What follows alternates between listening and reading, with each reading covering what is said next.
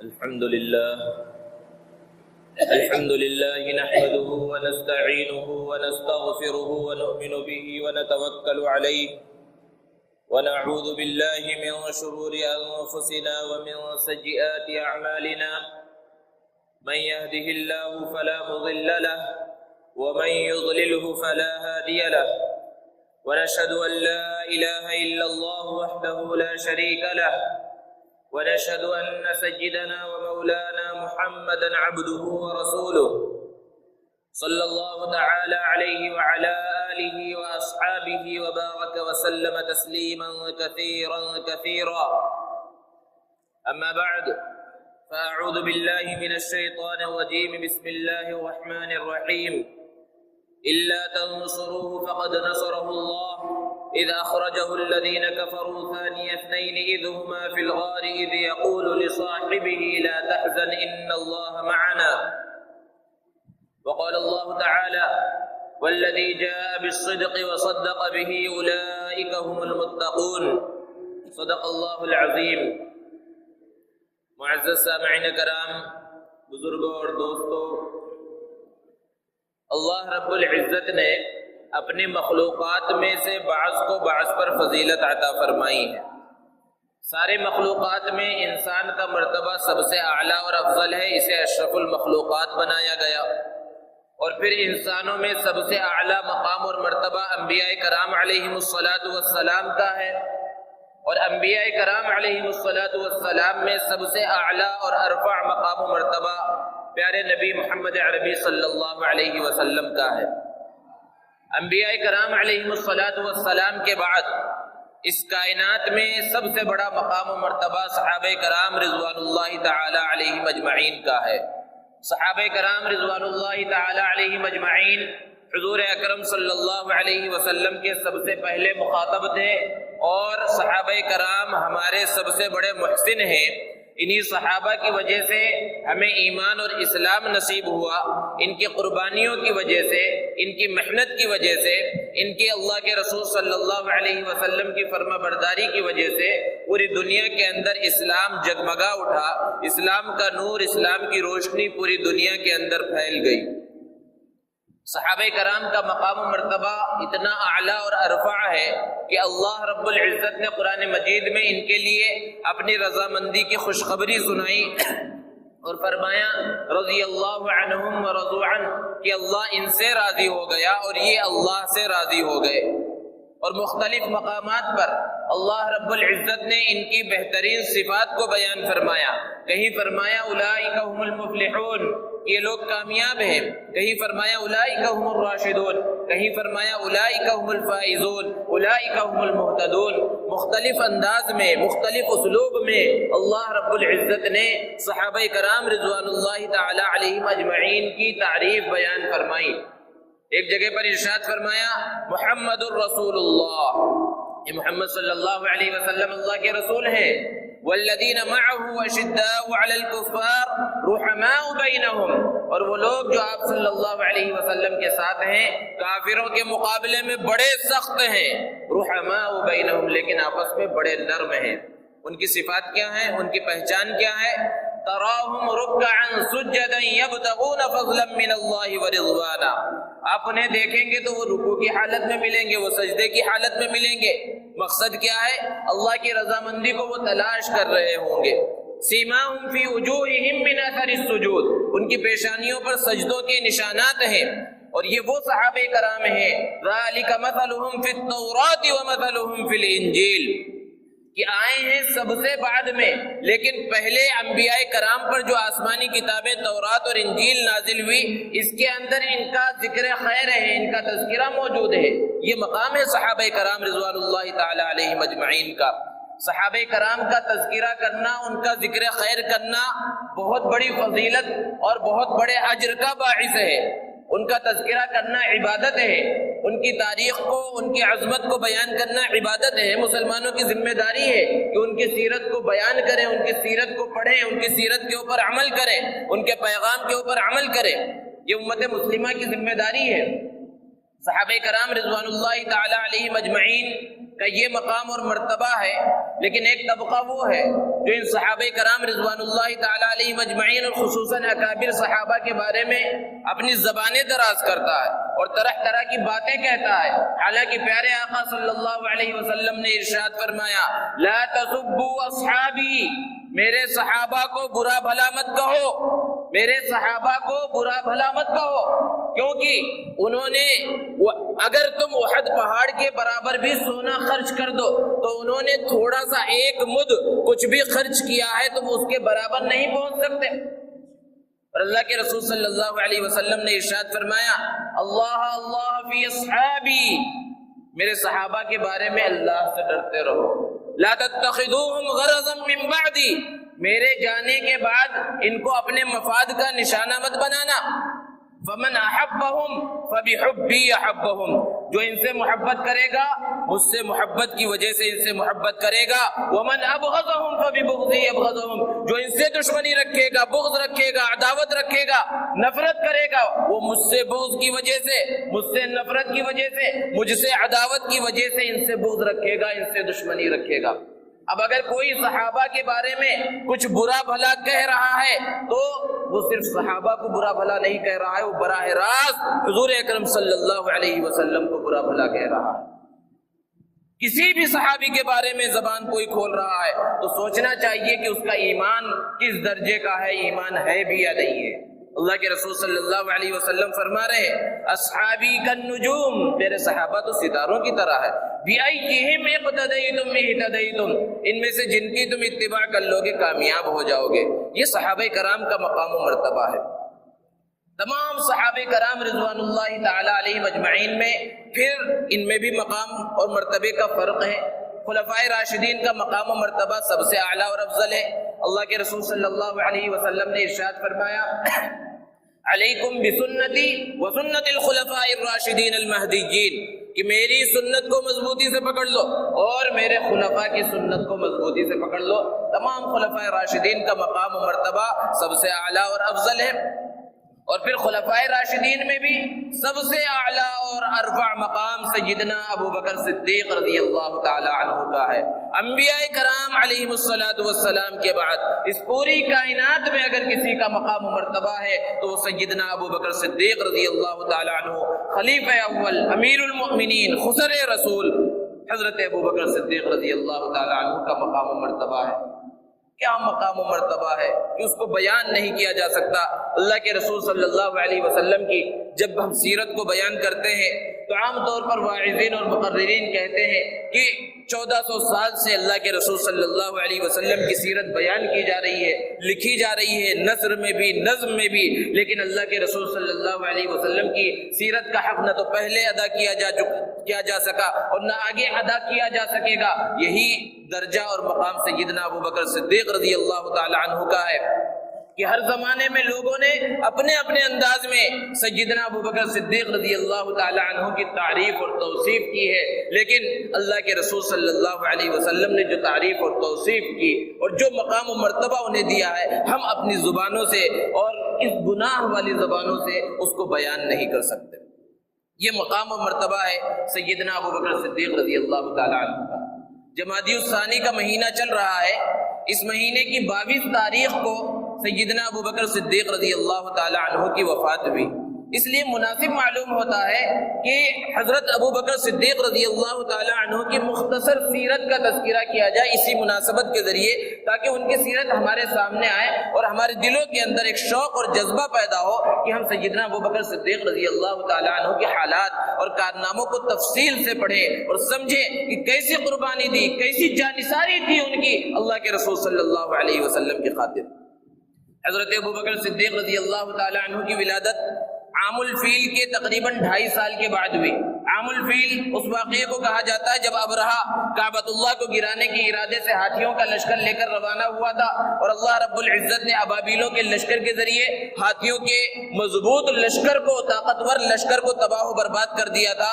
اس واقعے کے 2.5 سال کے بعد حضرت ابو بکر صدیق رضی اللہ تعالی عنہ کی ولادت ہوئی۔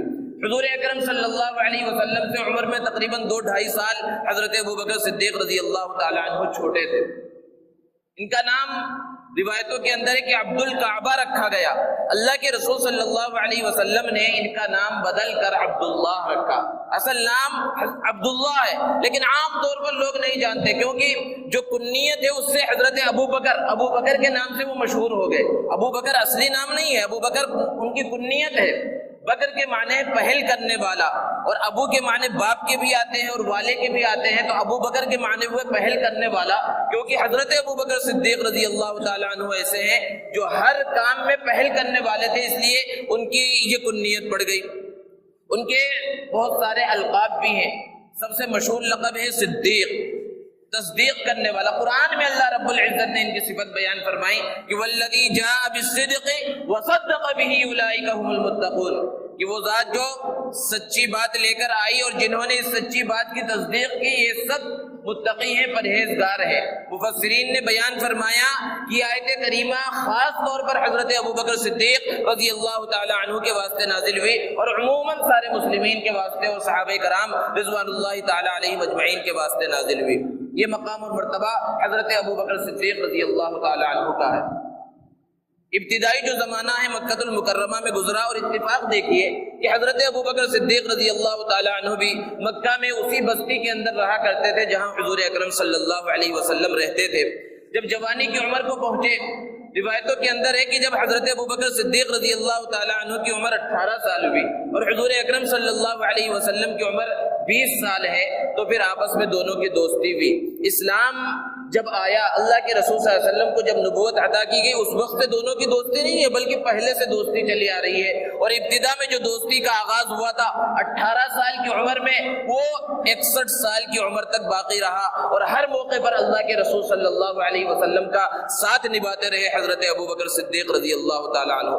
سفر حضر کے ساتھی اور مزاج بھی دونوں کا ملتا جلتا، جیسے کہ اللہ کے رسول صلی اللہ علیہ وسلم ہے، زمانے جاہلیت ہے، گناہ کا ماحول ہے، لیکن ساری برائیوں سے اللہ کے رسول صلی اللہ علیہ وسلم بچے ہوئے ہیں، محفوظ ہیں، معصوم ہیں. اسی طرح حضرت ابو بکر صدیق رضی اللہ تعالی عنہ زمانے جاہلیت میں جو برائیاں پھیلی ہیں ان کے قریب نہیں گئے، شراب کے کبھی قریب نہیں گئے. حالانکہ عام طور پر شراب پی جاتی تھی لیکن کبھی شراب کے جام کو حضرت ابو بکر صدیق رضی اللہ تعالی عنہ نے ہاتھ نہیں لگایا. اور پھر تجارت کو انہوں نے اختیار کیا، ملک شام وغیرہ کا حضرت ابو بکر صدیق رضی اللہ تعالی عنہ نے سفر بھی کیا. یہ سلسلہ چلتا رہا اور مکہ کے بڑے مشہور خاندان سے تعلق رکھتے تھے. ان کے والد کا اصل نام عثمان ہے، ابو قحافہ کے نام سے وہ بھی مشہور ہوئے. اور ان کا جو خاندان ہے 7ویں پشت میں جا کر حضور اکرم صلی اللہ علیہ وسلم کے خاندان سے مل جاتا ہے. خاندانی اعتبار سے بڑے ہی معزز، جس طرح اللہ کے رسول صلی اللہ علیہ وسلم معزز، حضرت ابو بکر صدیق رضی اللہ تعالی عنہ بھی اسی طرح معزز ہے. اور پھر وہ وقت آیا کہ اللہ کے رسول صلی اللہ علیہ وسلم کو نبوت عطا کی گئی، تو حضرت خدیجۃ الکبریٰ رضی اللہ تعالی عنہا کے بعد سب سے پہلے ایمان قبول کرنے والے حضرت ابو بکر صدیق رضی اللہ تعالی عنہ.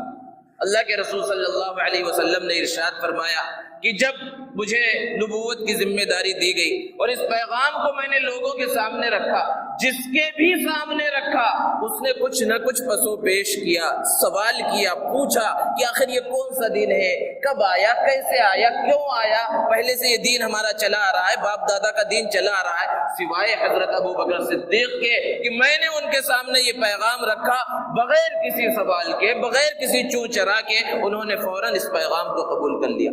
اور صرف پیغام کو قبول ہی نہیں کیا، انہوں نے اپنے اسلام کا عام اعلان کیا. حالانکہ اس زمانے میں ابتدا میں جو لوگ ایمان قبول کر رہے تھے وہ اپنے ایمان کو چھپا رہے تھے، لیکن انہوں نے عام اعلان کیا. اور حضرت ابو بکر صدیق رضی اللہ تعالیٰ عنہ پہلے دن سے ہی حضور اکرم صلی اللہ علیہ وسلم کی اس ذمہ داری کے اندر ساتھ ہو گئے. اور حضرت ابو بکر صدیق رضی اللہ تعالیٰ عنہ کی دعوت سے بہت سے بڑے بڑے صحابہ، حضرت زبیر بن العوام وغیرہ رضی اللہ تعالیٰ عنہم اجمعین مسلمان ہوئے. حضرت عثمان رضی اللہ تعالیٰ عنہ، یہ سب حضرت ابو بکر صدیق رضی اللہ تعالیٰ عنہ کی دعوت سے مسلمان ہوئے. اور اللہ کے رسول صلی اللہ علیہ وسلم کا جو یہ مکہ کا 13 سالہ جو دور ہے اس دور کے اندر حضرت ابوبکر صدیق رضی اللہ تعالیٰ عنہ قدم قدم پر ساتھ رہے، اللہ کے رسول صلی اللہ علیہ وسلم کا دفاع بھی کرتے رہے۔ اللہ کے رسول صلی اللہ علیہ وسلم مسجد حرام میں موجود ہے، کچھ ظالموں نے آپ کو چادر کے اندر لپیٹ لیا اور گلے کو کسنے لگے اللہ کے رسول صلی اللہ علیہ وسلم کو۔ سیدنا ابوبکر صدیق رضی اللہ تعالیٰ عنہ آگے بڑھے اور اللہ کے رسول صلی اللہ علیہ وسلم کو بچایا اور مکہ کے لوگوں کو خطاب کر کے کہا کہ ایک آدمی کو تم صرف اس وجہ سے تکلیف پہنچاتے ہو، ظلم کرتے ہو اس کے اوپر کہ وہ صرف یہ کہتا ہے کہ میرا معبود ایک ہے، ایک اللہ ہے، صرف اس کی عبادت کرو، صرف اس کے یہ کہنے کی وجہ سے تم اتنی تکلیف پہنچاتے ہو۔ اور حضرت ابوبکر صدیق رضی اللہ تعالیٰ عنہ کا شمار بڑے مالداروں میں ہوتا تھا، بڑے تاجر تھے۔ جب اسلام قبول کیا تو دیکھا کہ آزاد لوگ تھے، آزاد جو لوگ مسلمان ہو رہے تھے ان پر تو ظلم ہی ہو رہا تھا، غلام اور باغیوں کا حال تو اور بہت برا تھا۔ حضرت بلال ہے، حضرت عامر بن فہیرہ ہیں، ایسے کئی لوگ ہیں جن پر ان کے آقا بہت زیادہ ظلم کرتے تھے، پتھر ان کے اوپر رکھ دیتے تھے، تپتی ہوئی ریت پر لٹا دیتے تھے۔ حضرت ابوبکر صدیق رضی اللہ تعالیٰ عنہ نے ایسے غلاموں کو اپنے پیسے اپنی طرف سے قیمت دے کر سب کو آزاد کیا۔ قرآن نے اس کو بیان کیا ہے وَسَيُجَنَّبُهَا الْأَتْقَى الَّذِي يُؤْتِي مَالَهُ يَتَزَكَّى وَمَا لِأَحَدٍ عِندَهُ مِن نِّعْمَةٍ تُجْزَى إِلَّا ابْتِغَاءَ وَجْهِ رَبِّهِ الْأَعْلَى وَلَسَوْفَ يَرْضَى۔ مفسرین بیان فرماتے ہیں کہ یہ آیات کریمہ سیدنا ابوبکر صدیق رضی اللہ تعالیٰ عنہ کے بارے میں نازل ہوئی کہ قرآن کہہ رہا ہے کہ اس شخص کو جو سب سے بڑا متقی ہے اس کو جہنم کے عذاب سے بچا لیا جائے گا۔ کیوں؟ الذی یؤتی مالہ یتزکا، وہ اپنے مال کو مال پاک کرنے کے واسطے اللہ کے راستے میں خرچ کرتا ہے۔ مقصد کیا ہے؟ صرف اللہ کی رضا ہے، دنیا والوں سے واہ واہی اور شاباشی مقصود نہیں ہے۔ اللہ تعالیٰ فرما رہے وَلَسَوْفَ يَرْضَىٰ، عن قریب اسے بھی راضی کر دیا جائے گا، اللہ تعالیٰ اس سے خوش ہو جائیں گے۔ یہ مقام اور یہ مرتبہ ہے۔ قرآن مجید کے اندر مفسرین بیان فرماتے ہیں تقریباً 300 مقامات ایسے ہیں جہاں سیدنا ابوبکر صدیق رضی اللہ تعالیٰ عنہ کا تذکرہ آیا ہے، اور پورے صحابہ کرام کے ساتھ جہاں صحابہ کرام کا تذکرہ ہے اس میں تو حضرت ابوبکر صدیق رضی اللہ تعالیٰ عنہ کا تذکرہ شامل ہی ہے، لیکن الگ سے 300 مقامات پر حضرت ابوبکر صدیق رضی اللہ تعالیٰ عنہ کا تذکرہ آیا۔ یہ مقام اور یہ مرتبہ ہے سیدنا ابوبکر صدیق رضی اللہ تعالیٰ عنہ کا۔ سب سے پہلے تصدیق کرنے والے ہیں، اور معراج کا جب سفر ہوا اللہ کے رسول صلی اللہ علیہ وسلم واپس تشریف لائے اور مکہ والوں کے سامنے معراج کے سفر کو بیان کیا کہ میں راتوں رات یہاں سے ملک شام یعنی مسجد اقصیٰ تک گیا، اور پھر اس کے بعد جو ہے میں آسمانوں کی سیر کر کے آیا ہوں، جنت جہنم دیکھ کر آیا ہوں، عرش پر جا کر آیا ہوں۔ تو لوگ مذاق اڑانے لگے اور دوڑتے ہوئے حضرت ابوبکر صدیق رضی اللہ تعالی عنہ کے پاس گئے، اور بعض روایتوں کے اندر ہے کہ ان سے پوچھا کہ کوئی اگر یہ دعویٰ کرے کہ وہ ایک رات میں مکہ سے نکلا اور ملک شام میں مسجد اقصیٰ بیت المقدس گیا اور پھر اسی رات میں وہ واپس بھی آ گیا، اور وہ کہہ رہا ہے آسمانوں کا بھی اس نے سفر کیا، تو کیا یہ بات سچ ہو سکتی ہے؟ حضرت ابوبکر نے کہا نہیں، سچ نہیں ہو سکتی۔ تو لوگ خوش ہو گئے اور کہنے لگے کہ تمہارے ساتھی محمد یہ بات کہہ رہے ہیں۔ تو حضرت ابوبکر صدیق رضی اللہ تعالی عنہ نے ارشاد فرمایا تب تو وہ سچ ہے، وہ اس سے بھی بڑی بات کہہ دے تب بھی وہ سچ ہے، میں اس کی تصدیق کرتا ہوں۔ ایسے موقع پر صدیق کا لقب ملا ہے۔ آپ کا لقب عتیق ہے، عتیق کے معنی آزاد کیا ہوا۔ مختلف وجوہات ہیں اس نام کے اور اس لقب کے رکھے جانے کی۔ بعض روایتوں کے اندر ہے کہ ان کی والدہ کے ہاں جب کوئی بچہ پیدا ہوتا اکثر کا انتقال ہو جاتا تھا، تو جب ان کی ولادت ہوئی تو انہوں نے نظر مانی کعبۃ اللہ کے اندر آ کر کہ اللہ میرے اس بچے کو زندہ رکھ، تو اللہ نے ان کی دعا کو قبول کیا اور یہ زندہ رہے، اس لیے ان کا نام ہی عتیق پڑ گیا۔ اور عتیق کے معنی آزاد، یعنی زندگی موت سے انہیں آزاد کر دے اور زندگی عطا کر دے بچپن میں۔ اور ایک روایت کے اندر ہے کہ حضرت ابوبکر صدیق رضی اللہ تعالی عنہ اللہ کے رسول صلی اللہ علیہ وسلم کے پاس تشریف لائے، آپ صلی اللہ علیہ وسلم نے انہیں ارشاد فرمایا انت عتیق من النار، کہ تم جہنم سے آزاد ہو۔ تو اس وقت سے ان کا لقب عتیق پڑ گیا، جہاں صدیق لقب ہے وہیں عتیق بھی لقب ہے۔ ذرا تصور کیجئے، ایک طرف اللہ کے رسول صلی اللہ علیہ وسلم کا یہ فرمان ہے کہ ابو بکر جہنم سے آزاد ہیں، وہ جنتی ہیں۔ ایک بار اللہ کے رسول صلی اللہ علیہ وسلم چل رہے ہیں، داہنی طرف حضرت ابوبکر صدیق ہے، بائیں طرف حضرت عمر فاروق رضی اللہ تعالی عنہ ہے، اور اللہ کے رسول صلی اللہ علیہ وسلم نے ارشاد فرمایا جنت میں بھی ہم اسی طرح داخل ہوں گے، اسی طرح اٹھیں گے۔ اب ذرا تصور کیجئے، اللہ کے رسول صلی اللہ علیہ وسلم تو فرمائیں کہ حضرت ابوبکر جنتی ہیں اور اس طرح ہم جنت کے اندر داخل ہوں گے، اور آج کے زمانے میں ایک آدمی جو اپنے آپ کو مسلمان کہے اور وہ یہ دعویٰ کرے کہ حضرت ابوبکر صدیق اور حضرت عمر اور فلاں یہ جہنمی ہیں، یہ کافر ہو گئے، یہ مشرک ہو گئے، یہ مرتد ہو گئے، انہوں نے خلافت کو چھین لیا اور یہ صحیح انداز میں خلیفہ نہیں بنے، مسلمانوں پر انہوں نے ظلم کیا اور یہ اور وہ باتیں کرے، تو ذرا تصور کیجئے وہ کس کے اوپر الزام لگا رہا ہے۔ اور صرف اتنا ہی مسئلہ نہیں ہے اور کوئی ہوائی فائرنگ نہیں ہے، حقیقت یہ ہے کہ بعض ظالموں نے اپنی کتابوں کے اندر ایسی بات لکھی ہے کہ یہاں بولتے ہوئے ایسے الفاظ سیدنا ابو بکر صدیق، سیدنا عمر فاروق رضی اللہ تعالی عنہما کے بارے میں لکھی اور سیدہ عائشہ صدیقہ رضی اللہ تعالی عنہا کے بارے میں لکھی ہے کہ بیان کرتے ہوئے زبان لڑکھڑاتی ہے لیکن نقل کفر نباشت، تاکہ لوگوں کو معلوم ہو کہ کیسی ذہنیت ہے لوگوں کی صحابہ کرام رضوان اللہ تعالی علیہم اجمعین کے بارے میں۔ ایک ظالم نے لکھا کہ جس دن ہماری مدینہ المنورہ پر حکومت ہو گئی اور ہم وہاں پر قابض ہو گئے تو سب سے پہلا جو کام کریں گے وہ کام یہ کریں گے کہ اللہ کے رسول صلی اللہ علیہ وسلم کے قبر کے بازو میں جو 2 قبریں ہیں ابو بکر اور عمر کی، ان کی قبروں کو کھودیں گے، وہاں سے دونوں کی لاشوں کو نکال کر بیچ چوراہے پر پھانسی پر ہم چڑھائیں گے، انہیں سزا دیں گے۔ ذرا تصور کیجئے کیسی جرات ہے، کتابوں کے اندر موجود ہے، ان کی کتابیں موجود ہے، انٹرنیٹ پر وہ کتابیں موجود ہے، کوئی بھی پڑھ سکتا۔ ذرا تصور کیجئے ایسی بات صحابہ کرام، اور پھر وہ صحابہ کرام جن کا مقام و مرتبہ اعلیٰ اور افضل ہے۔ سیدنا ابو بکر صدیق کا تو مقام و مرتبہ ہے ہی ہے۔ حضرت عمر کے بارے میں اللہ کے رسول صلی اللہ علیہ وسلم نے ارشاد فرمایا لو کان بعدی نبی لکان عمر، کہ میرے بعد نبوت کا دروازہ کھلا ہوتا تو عمر نبی ہوتے۔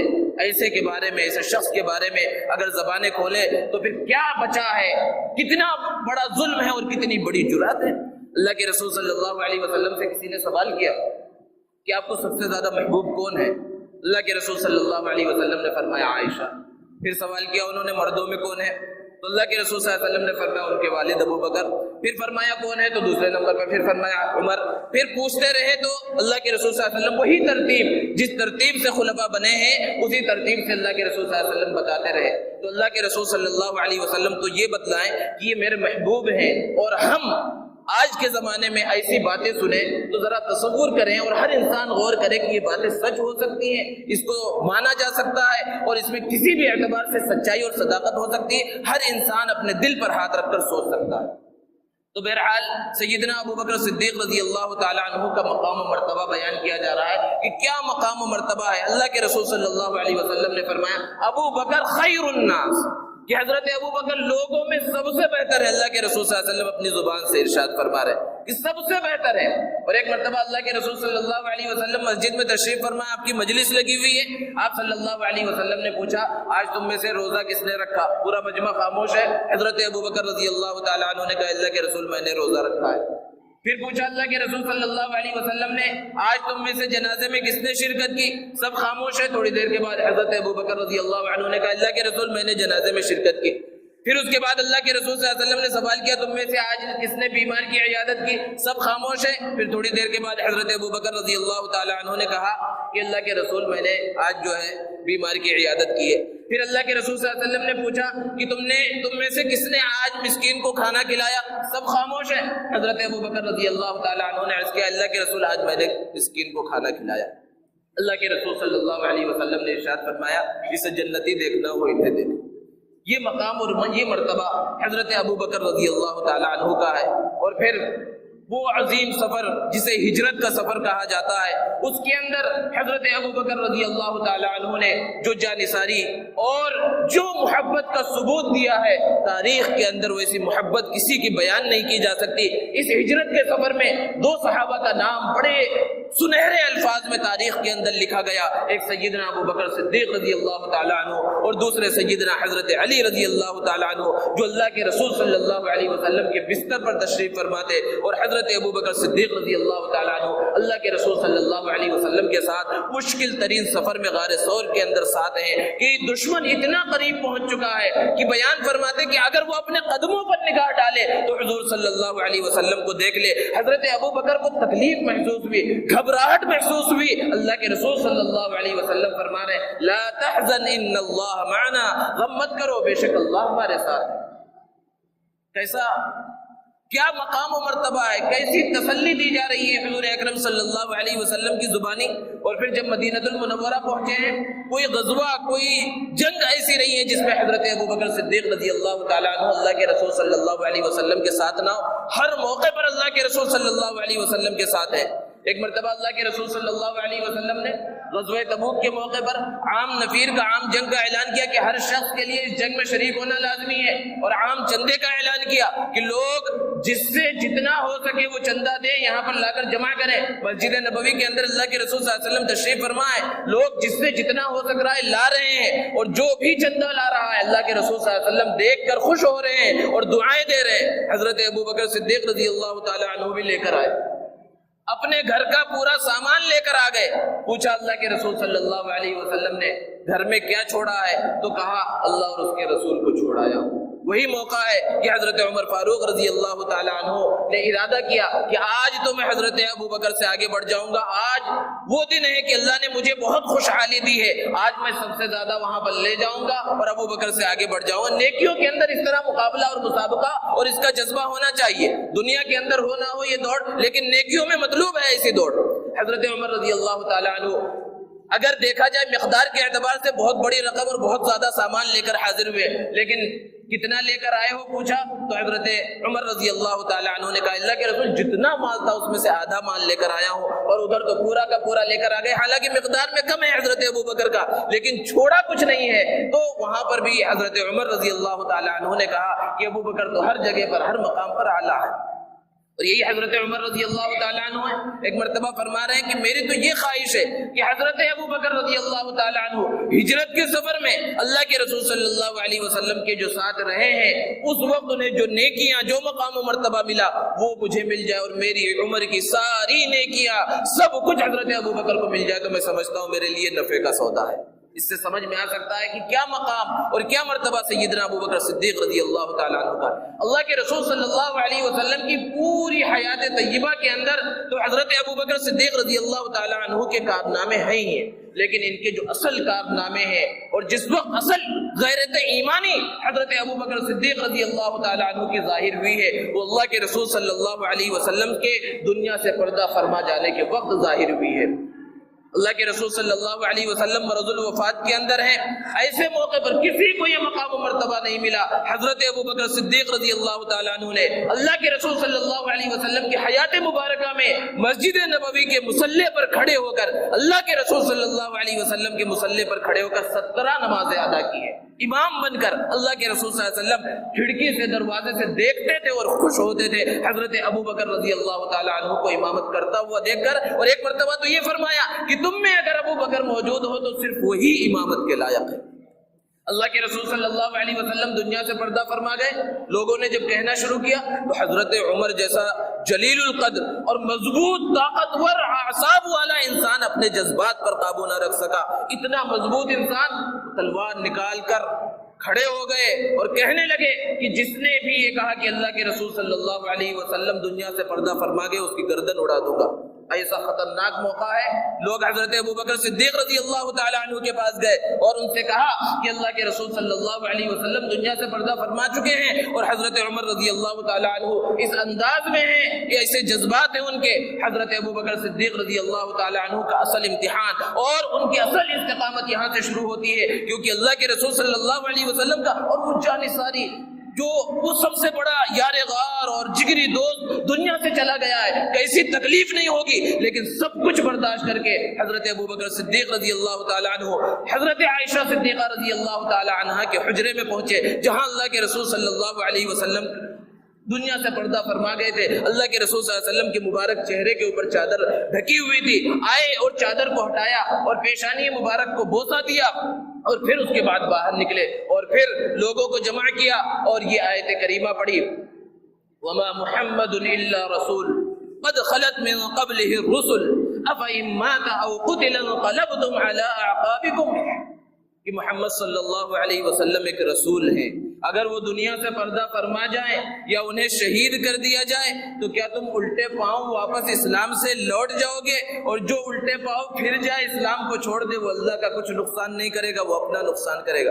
صحابہ بیان کرتے ہیں کہ حضرت ابو بکر صدیق رضی اللہ تعالیٰ عنہ کی زبان مبارکہ سے ایسے موقع پر یہ آیات کریمہ جب نکلی ہیں، حالانکہ یہ آیات تقریباً 8 سال پہلے نازل ہو چکی تھی، لیکن ایسا محسوس ہوا کہ اسی موقع کے لیے اللہ رب العزت نے ان آیات کریمہ کو نازل فرمایا تھا۔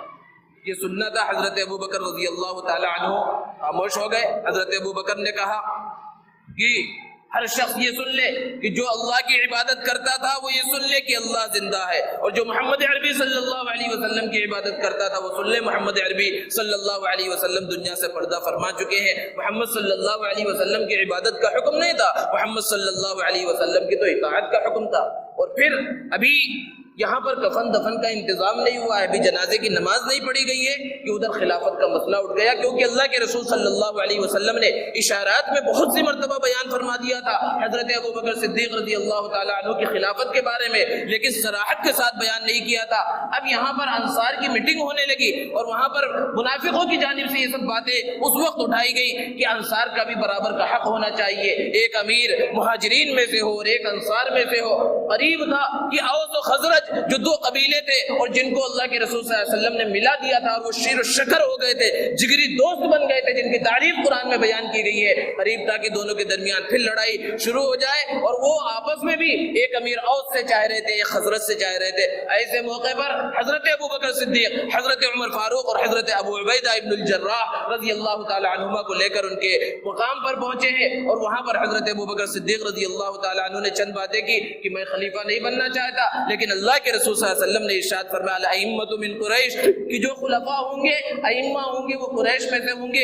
یہ عمر موجود ہے، ان کے بارے میں ان کے فضائل سنایا۔ یہ ابو عبیدہ ابن الجراح موجود ہے، یہ امین الامت ہے، دونوں میں سے کسی کے ہاتھ پر بھی بیعت کر لو۔ حضرت عمر رضی اللہ تعالی عنہ نے حضرت ابو بکر صدیق رضی اللہ تعالی عنہ کی چند صفات بیان کی، اور سب سے پہلا اپنا ہاتھ بڑھایا ان سے بیعت کرنے کے واسطے۔ حضرت عمر رضی اللہ تعالی عنہ کا بیعت کرنا تھا کہ لوگ جوق در جوق حضرت ابو بکر صدیق رضی اللہ تعالی عنہ کے ہاتھ پر بیعت کرنے لگے، اور حضرت ابو بکر صدیق رضی اللہ تعالیٰ عنہ امیر المؤمنین بنے، پہلے خلیفہ بنے۔ اور جب خلیفہ بنے تو کس انداز میں ذمہ داری کو سنبھالا؟ جو خطبہ دیا پہلا خطبہ، اس کے اندر اس بات کو کہا کہ میں خلیفہ نہیں بننا چاہتا تھا، لیکن لوگوں نے جب مجبور کیا تو میں نے اس ذمہ داری کو اٹھایا تاکہ امت کے اندر فتنہ اور فساد نہ ہو۔ اللہ کے رسول صلی اللہ علیہ وسلم نے اپنے دنیا سے پردہ فرما جانے سے پہلے ملک شام کو فتح کرنے کے واسطے، ملک شام اللہ کے رسول صلی اللہ علیہ وسلم کو بہت محبوب تھا، بہت تعریفیں بیان کی، وہی ملک شام جہاں آج معصوم مسلمانوں پر، معصوم بچوں پر ظلم ہو رہا ہے، ظلم کے پہاڑ توڑے جا رہے ہیں۔ ہر مسلمان کی ذمہ داری ہے کہ وہ ان کے لیے دعا کرے اور جو ہو سکتا ہے کرے۔ اس ملک شام کو فتح کرنے کی خواہش تھی اللہ کے رسول صلی اللہ علیہ وسلم کی، اور حضرت اسامہ رضی اللہ تعالیٰ عنہ کے ساتھ ایک لشکر کو روانہ کر دیا تھا، اور حضرت اسامہ رضی اللہ تعالیٰ عنہ اپنے لشکر کو، جس کے اندر بڑے بڑے صحابہ تھے وہ موجود تھے، کچھ دور لشکر چلا بھی جا چکا تھا، لیکن اللہ کے رسول صلی اللہ علیہ وسلم کی وفات کی خبر سن کر وہ واپس آ گیا۔ اب جب اللہ کے رسول صلی اللہ علیہ وسلم دنیا سے پردہ فرما چکے، بڑے بڑے بعض صحابہ کی رائے ہے کہ ابھی لشکر اسامہ کو نہ روانہ کیا جائے یا اس کے اندر کسی دوسرے کو امیر بنا دیا جائے۔ اللہ کے رسول صلی اللہ علیہ وسلم کے اس پیارے ساتھی ابو بکر نے کہا کہ جس لشکر کو اللہ کے رسول صلی اللہ علیہ وسلم نے روانہ کر دیا تھا، ابو بکر کی مجال نہیں ہے کہ وہ اس کو روک دے۔ پھر اس کے بعد بہت سے نئے نبی پیدا ہو گئے تھے جو نبوت کا دعویٰ کر رہے تھے، ان سے مقابلہ کیا۔ جو زکوٰۃ دینے سے جو لوگوں نے انکار کیا تھا، حضرت ابو بکر صدیق رضی اللہ تعالیٰ عنہ نے ان سب سے مقابلہ کیا۔ یہ مختصر سی تاریخ ہے حضرت ابو بکر صدیق رضی اللہ تعالیٰ عنہ کی۔ ضرورت اس بات کی ہے کہ سیدنا ابو بکر صدیق رضی اللہ تعالیٰ عنہ کی سیرت کو مسلمان پڑھے اور اس پر عمل کرے۔ اللہ تبارک و تعالیٰ ہمیں عمل کی توفیق عطا فرمائے۔ وآخر دعوانا الحمد للہ رب العالمین۔